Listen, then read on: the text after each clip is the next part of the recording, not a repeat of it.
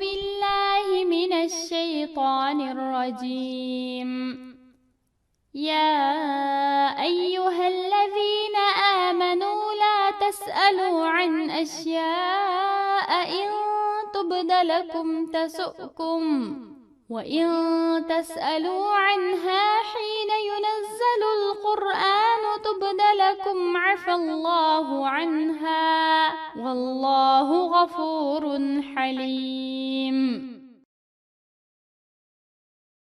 Ey Allahqa, onun peygamberiga iymon keltirgan va islom shariatiga amal qiladigan kishilar, sizlar dinda buyurilmagan ishlar to'g'riliq savol so'ramanglar. Agar sizlar u ishlarga buyurilsanglar, sizlarga cho'qim ig'ir keladi. Agar Qur'on nozil bo'layotgan va Muhammad alayhissalom hayot chog'da u ishlar to'g'riliq so'rasanglar, sizlarga u ishlarning hukmi bildiriladi. Agar u ishlar sizlarga faraz qilinsa, uni o'rin deyolmaysizlar.